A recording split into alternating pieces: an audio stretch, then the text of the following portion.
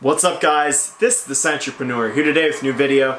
Today we're doing the Confessions of a Niche Snob. Now you can see from the title that's kind of a strange one. It's kind of a clickbaity title.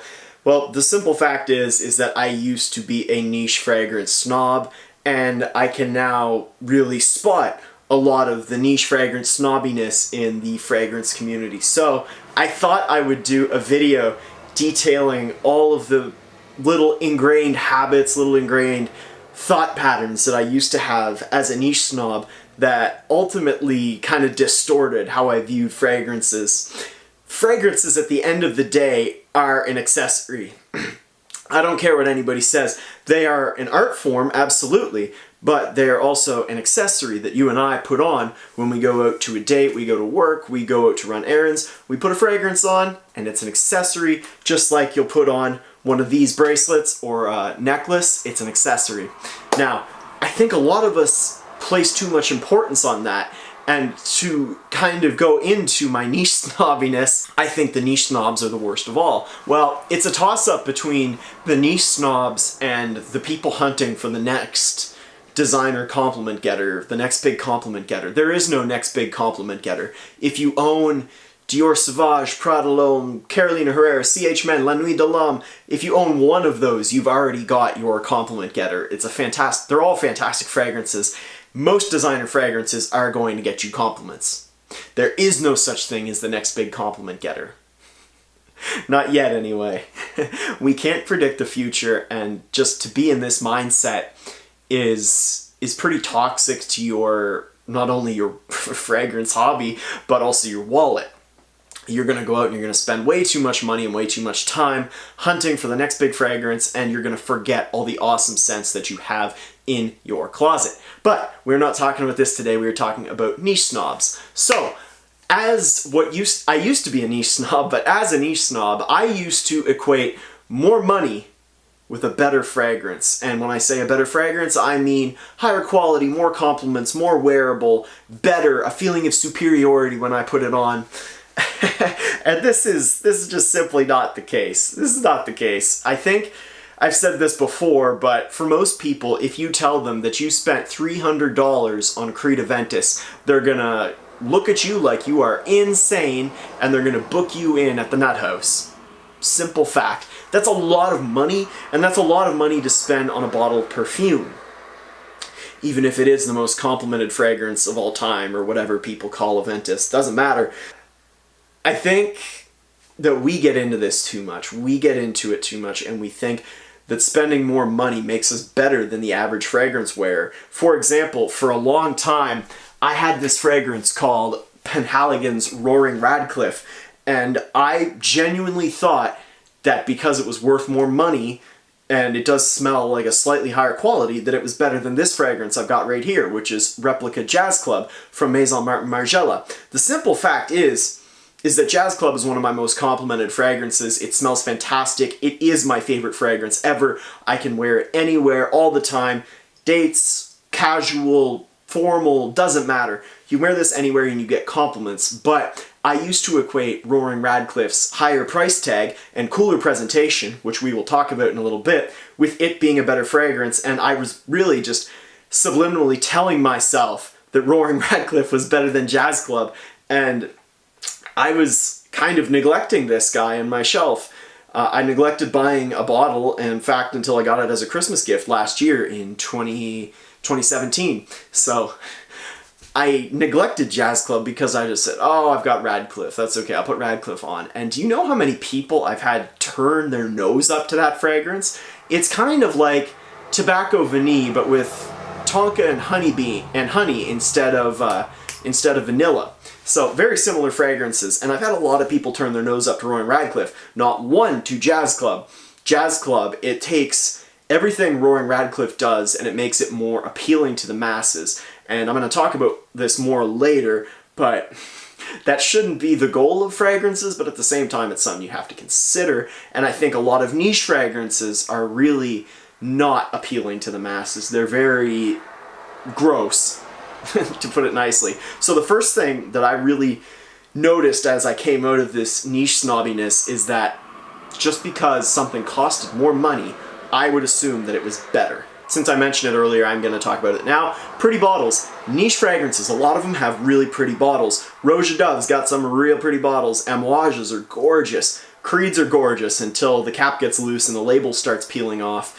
And the bottle for Penhaligon's Roaring Radcliffe is very beautiful. It's got this nice gold lion's head that sits on top, and it's got this really cool backstory of who it's inspired by.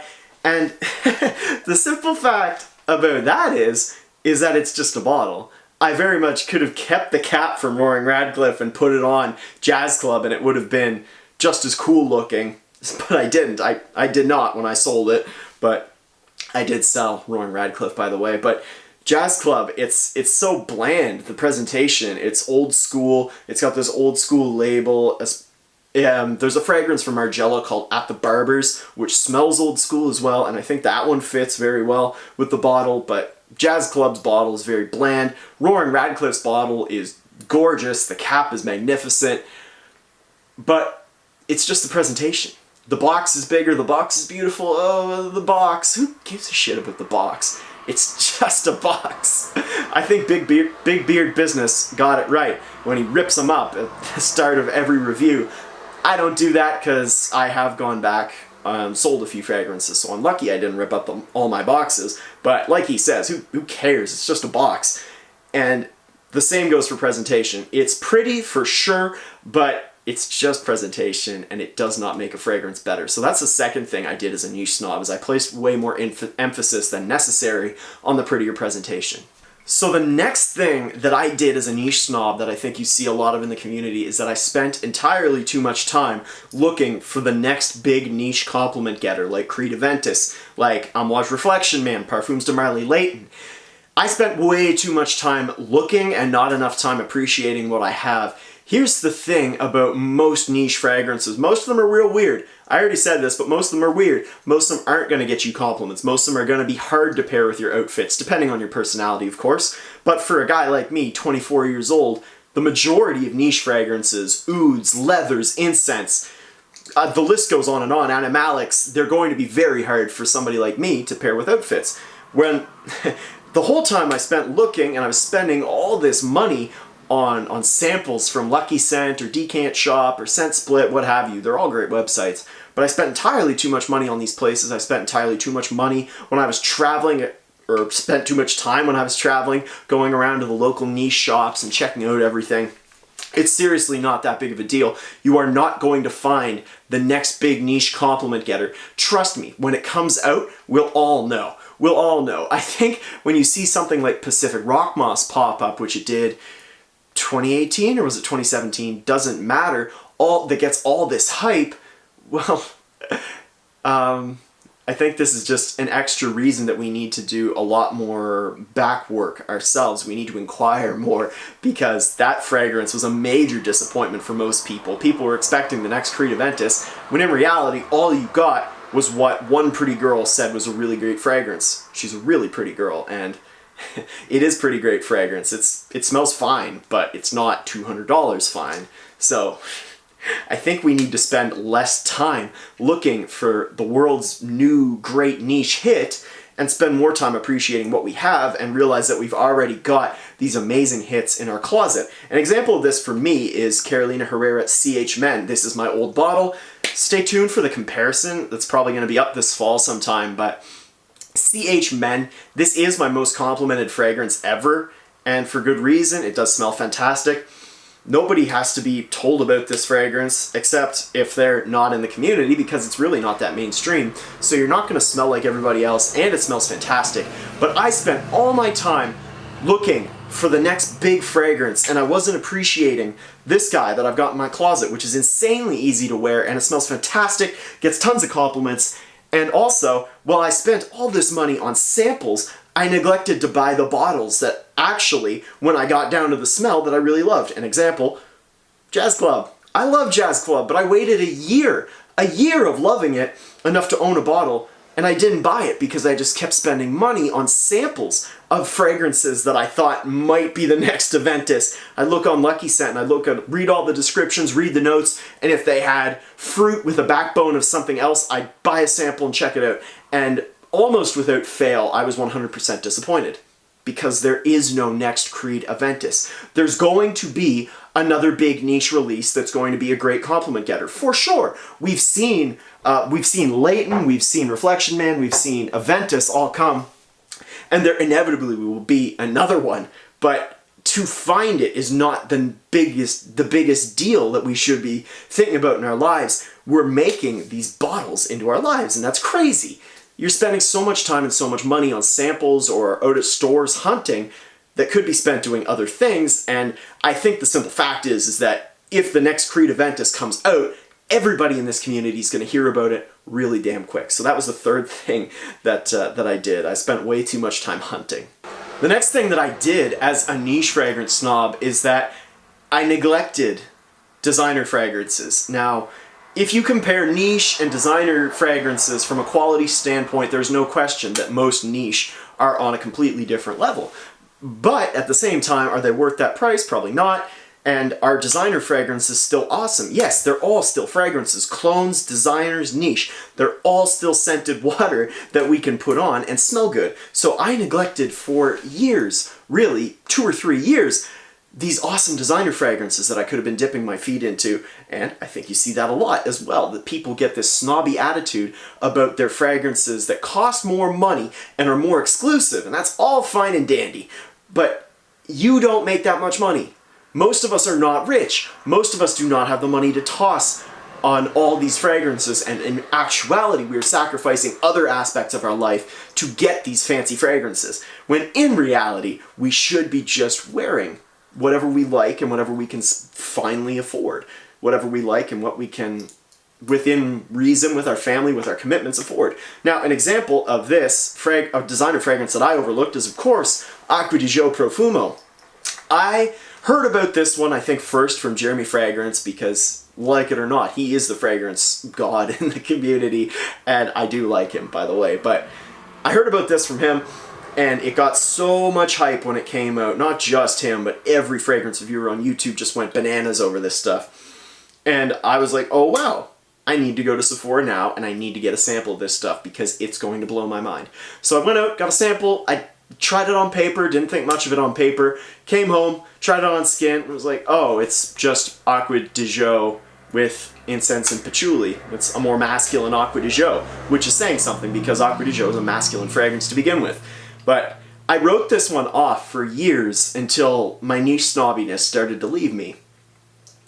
And when you look at it from a fresh perspective in a new light, Acqua di Gio Profumo is just a fantastic fragrance, and it's so easy to wear with so many different outfits for so many different guys that it really is deserving of the title that a lot of people give it as the best fragrance in the world. Now, Acqua di Gio Profumo, I overlooked this and many other designer fragrances for a long time. Another one, a cheapie, is Moschino Uomo, which is now in my top 10, and it also costs like 20 bucks. I overlooked this for so long because it was dirt cheap. Then I smelt it and was like, oh, this is great. And at 20 bucks, I legitimately think that fragrance is worth at least 50 or 60. But Moschino Uomo is another one that I just overlooked for such a long time, and it was completely due to the price tag. So make sure that you can keep in mind that all of these are just fragrances, and just because something smells better, just because something costs more doesn't mean you're going to think it smells better, and just because something is cheap doesn't make it bad. It's all fragrances. So the next thing that I did, that I, as a niche snob, is I neglected designers for a very, very long time. Okay, so I already touched on this next point, but the fifth point that I wanted to make as a niche snob was that I thought that I was genuinely better than people who just wore designer fragrances. Now, through my whole niche snobbiness, I did still wear some designers, but for the most part, if I wanted to go out in public, I'd toss on a niche scent, and I would just think I was hot shit. I remember getting off a plane one time, and there was a guy that smelled like, I think it was Armani Code Colonia, or it might have been Code Profumo. I knew what it was. I was pretty sure what it was anyway. It was one of those Armani Code DNAs with a little bit of bubblegum sweetness. Maybe it was Profumo. Doesn't matter. It really doesn't matter. I smelt him, and I smelt myself, and I had Tom Ford Plum Japonais on. And I thought, oh wow, I'm so much better than this guy because I spent $200 on Plum Japonais, and he probably spent $90 on Armani Code at Sephora or at the Bay or whatever kind of store you want to say. So I used to think that I was genuinely better than people that wore designer fragrances, and that wearing this more expensive scented water made me better than them. And this is so false. Come on, guys. This is ridiculous, and this is a big part of why I'm not in Facebook groups, is because there's so much stupid snobbiness.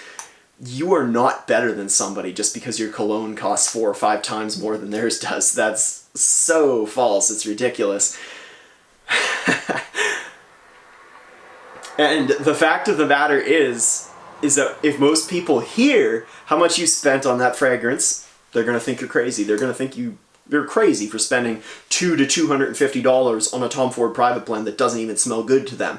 Now, should you care what people think? Probably not. But to think you're better than somebody else just because you spent all this money and because you've got this developed nose does not make a damn difference. My point here is that even though you might think you're better than other people don't think you're better than other people, because they hear the amount you spend and then they hear the amount that I spent on Prada alone, and they smell the two of them. They smell Plum Japonais and they smell Prada alone, and they congratulate me on buying a fantastic fragrance for $100, and they think you're nuts for dropping $250 on a fragrance that smells like dry, spicy plum. It's a good fragrance. It actually gets me a bit of compliments for a niche scent, but comparatively speaking, people in your life are going to find something like this infinitely better. Infinitely better. So there's absolutely no reason to think you're better than someone just because you spend more money on your fragrances. This is ridiculous, and it's something that I felt for a long time. I would look down on people's designer list. I would look down on new guys getting into the community who would start on the designer side and they'd be rocking Ralph Lauren Polo Red. It smells great. It smells great. It gets compliments. I used to own it, but I sold it because I was a niche snob.